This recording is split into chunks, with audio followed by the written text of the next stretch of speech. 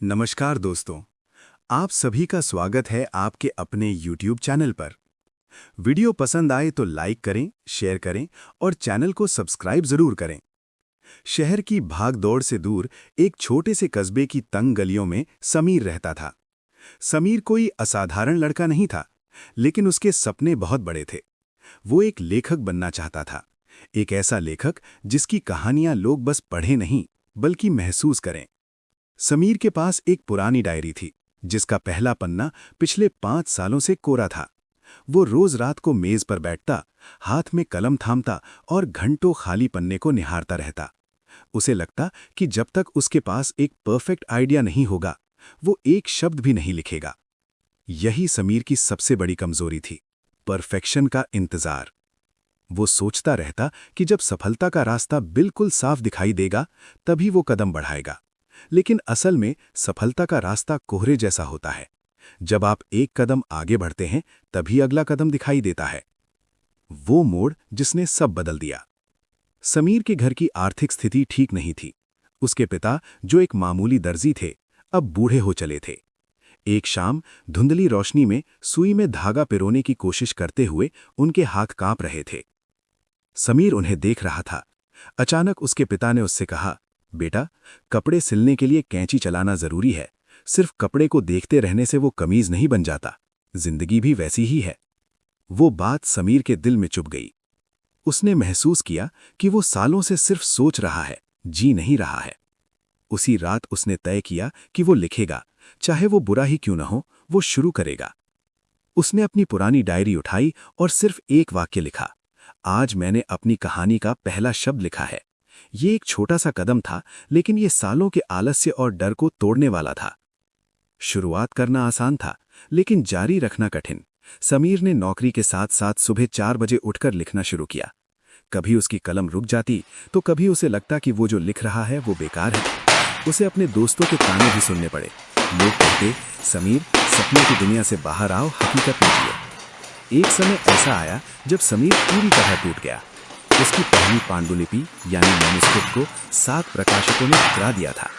वो हार मानकर अपनी डायरी जलाने वाला था। तभी उसकी छोटी बहन, जो चुपके से उसकी कहानियां पढ़ा करती थी, उसके पास आई। उसने समीर का हाथ पकड़ा और कहा, भैया, आपने सिखाया था कि छोटी बूंदें ही घड़ा भरती है।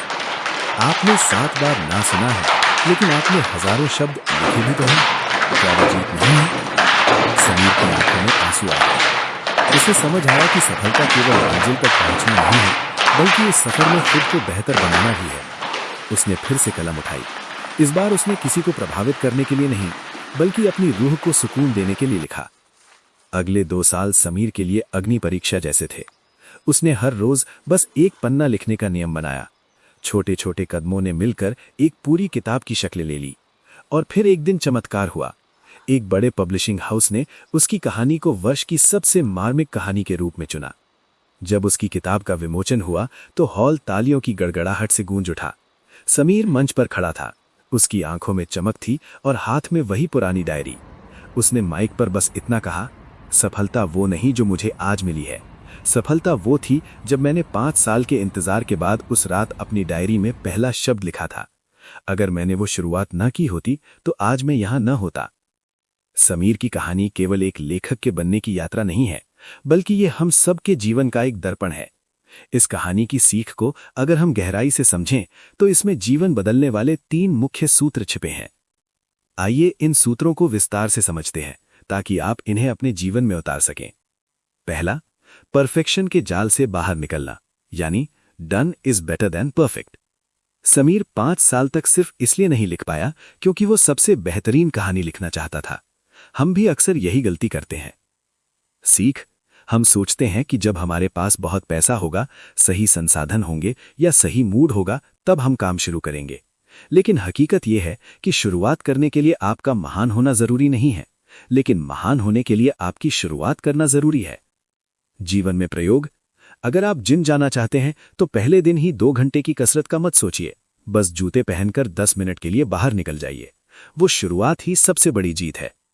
दूसरा, कंपाउंडिंग की शक्ति, यानी the power of small steps.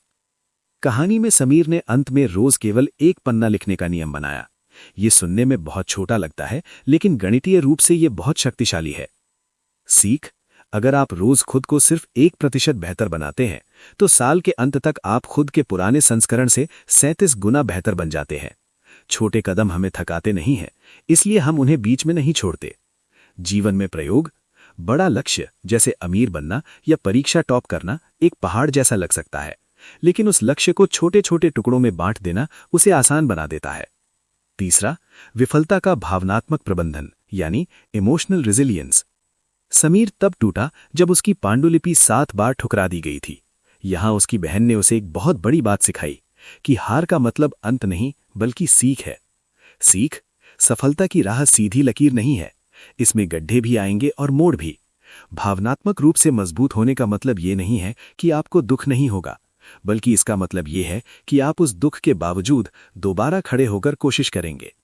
जीवन में प्रयोग: जब भी आप किसी काम में असफल हों तो खुद से पूछें, इस अनुभव ने मुझे क्या सिखाया जो मुझे अगली बार सफल बनाएगा। निष्कर्ष: विचार से व्यवहार तक का सफर।